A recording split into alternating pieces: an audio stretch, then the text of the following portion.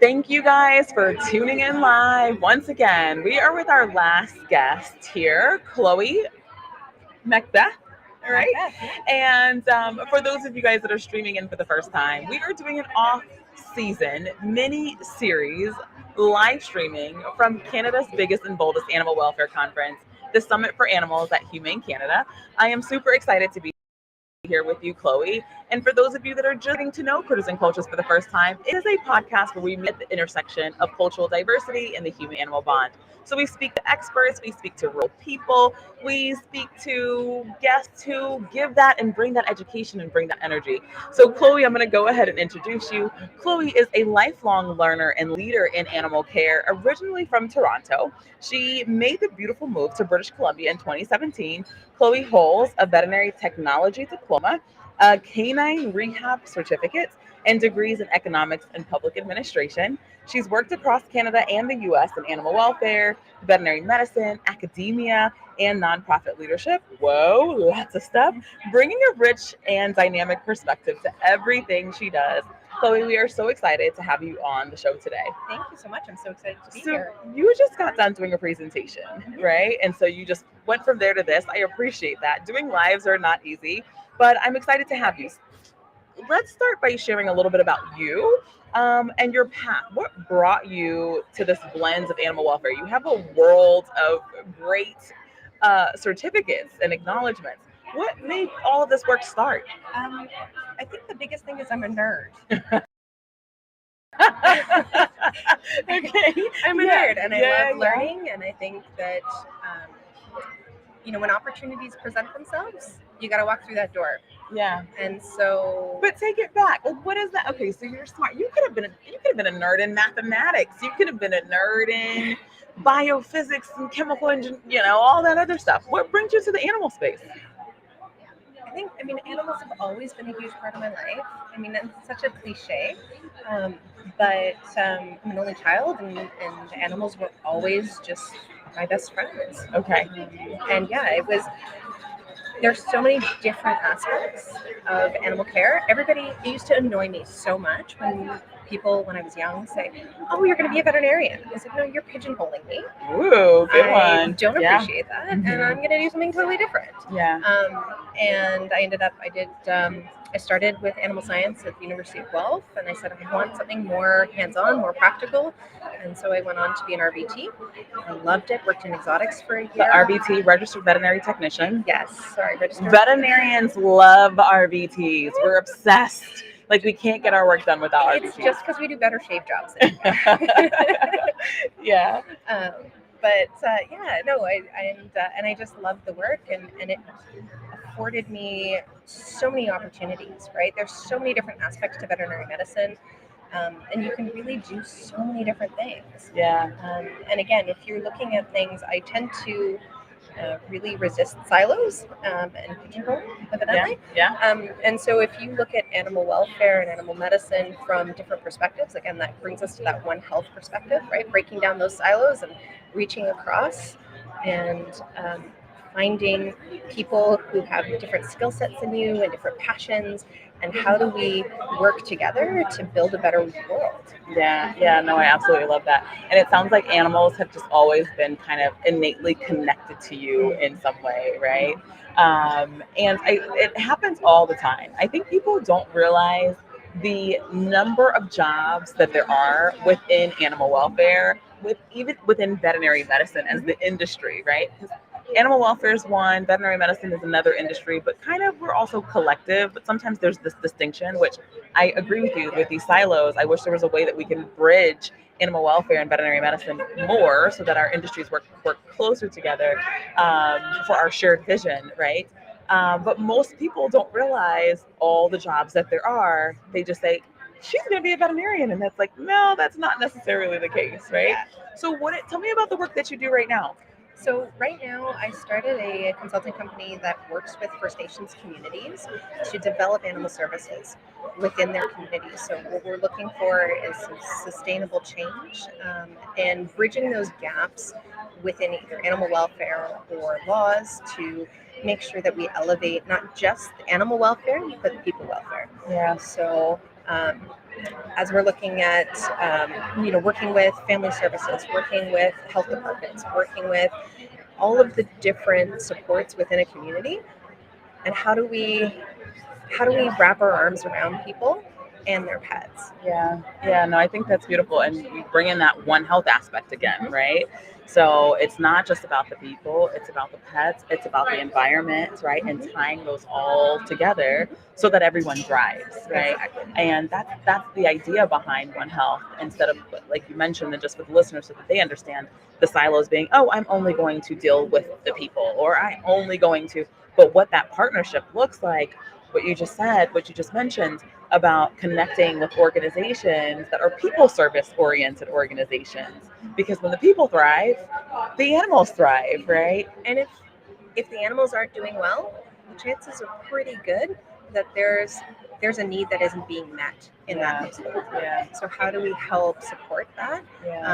And it can be really simple solutions sometimes, right? Like if a dog is constantly at large in a community, what about offering a run line? Right? I mean, that's a really cheap, simple solution that may be that first bridge or that first, support that they needed. Yeah, no, I love that. And so you work with First Nations communities, right? Are you Indigenous? I think you mentioned you were not. I am not. Right. I am what the Stalo people refer to as Hualitam. So Say that again. Hualitam. Okay. I joke that I'm so white I'm neon white, and I think in my friends is podcast, beyond right. I love it. Yeah. But I think that there's a willingness to be vulnerable and be wrong, and listen and learn. Yeah, 100%. And so, how do you? And I love that. Thank you for acknowledging that. How do you show up to work as a beyond white woman, right, in First Nation communities with respect, with honoring cultural differences? How do you do that with your work? And I think that's a great question, because there are a lot of judgments you just have to check at the door. And my deep philosophy is that you meet people where they're at.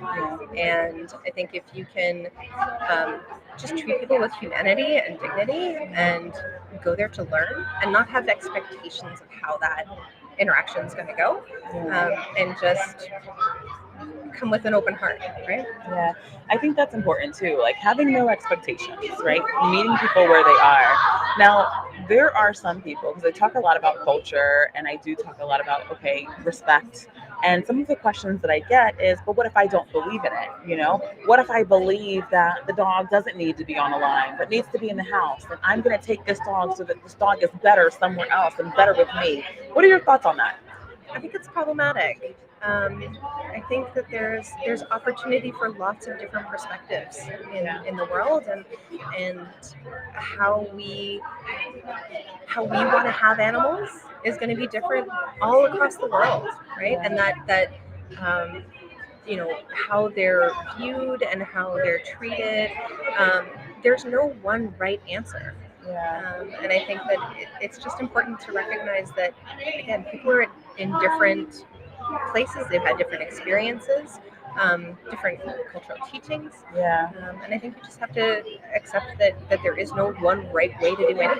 Yeah, that's really deep. And it's a conversation that I do have with a lot of people, especially with doing consulting myself as well, and being on the podcast and hearing from different guests. I love that aspect of tying in respect and knowing that we don't have the right answer for every situation. Our way is not necessarily the right way, right? But people really have a hard time. And also pulling on what you said about growth, right? Everyone's system, where everyone is, meeting people where they are, people are at different places along their journey, right? And so I would assume you, for example, maybe where you are right now as a consultant, you had a lot of things that you have to learn or unlearn about the way that you might have been showing up in communities. I'm not sure if that's true for you or not, but I think so many of us are learning and unlearning as much as we're taking steps towards learning as well, you know? So what is the, I'm going to ask from the script here because we're going so off script, but one thing that stood out is that you said that there were gaps in the system, right? Can you talk about some of the gaps and how the community is leading solutions on their own terms? Um, there are a number of gaps, I think, in animal welfare, and that it's across the board in any municipality. And I think probably the best example I can give you is the animal welfare committee. Okay. So within that community, that one of the communities I was working with, we developed an animal welfare committee. So community members that were already excited about animal health, excited about animal welfare, and wanting to raise the bar sort of on how the community took care of their animals. From within, and working with them to really flesh out some of their ideas and their initiatives, and how do we get that accessible to everyone. So for instance, one of the ideas was to engage the community through a pet challenge. So we had a social media challenge where every week we had a different task that they had to do. We did it over the summer holidays, and it was 8 weeks long, and we had 4 challenges each for dogs and cats. And we had participants that would submit every week for their challenge. And so things like making them a treat, or making them an enrichment toy, or teaching your dog how to sit. And so really tying in sort of that humane education and engagement with the animals in a different way, and engaging the community in a different way, so that they could show off how engaged they were with their pets. Right. And their idea, right? And this is their solution, right? And we say that a lot in our animal welfare space right now. Again, we're learning, but the communities know best. The communities have the experts within the community. So instead of coming in, like you mentioned, and saying, I know best and I have the answer, it's, oh, what is your solution? And then why don't we all talk about this and see how we can make the solution work? Because actually, that's freaking brilliant, you know?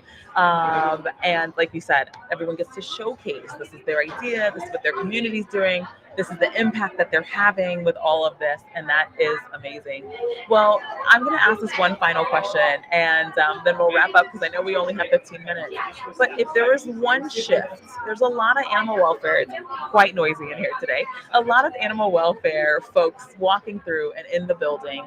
If there was one simple shift that you would want those in animal welfare that are working in Indigenous communities to know about community engagement, or to know about partnership, or to know about any of the things that you think is important, really, I'll leave it open. What would be that one shift that you'd want to see? I think the biggest thing is understand that you're going to put your foot in your mouth. Understand you're going to fail, and that's okay. Yeah. There's a vulnerability there. Like, I have said some things that I cannot believe in hindsight that I have said. Right. And it's also a learning opportunity. So you're going to fail. You're going to hopefully fail forward and learn from those opportunities. And don't be afraid. You know, doing something, and as long as we have good intentions, I think people are receptive to that. If you have good intentions and you come at it with an open heart, you know, I think that there's opportunity for dialogue, and also shut up and listen. Yeah, no, that's amazing. When you get it wrong, be Own vulnerable to say, hey, I got it wrong. Own it, right? So yeah, no, I appreciate that. And I think that there's so much that people can learn. So I will make sure that I add show notes on the bottom of our mini series episode today. And thank you so much, Chloe, for sharing your expertise and all of the good things that you're doing, all of the work, the partnership, and the impact that you're making. Thank you so much for having this podcast and for having me on it. And thank you for having these conversations, because they're not always easy conversations. Not always easy conversations. Thank you for doing it. Yeah, absolutely. Absolutely. Thank you guys so much for tuning in. That's it for today. We had 4 amazing guests today. So I hope you guys learned something. Take something back with you. Again, Chloe, thank you so much for being here. We will be back tomorrow. Tomorrow's the last day that we'll be live streaming from Montreal. So see us back at 12:30 tomorrow, which is the 29th.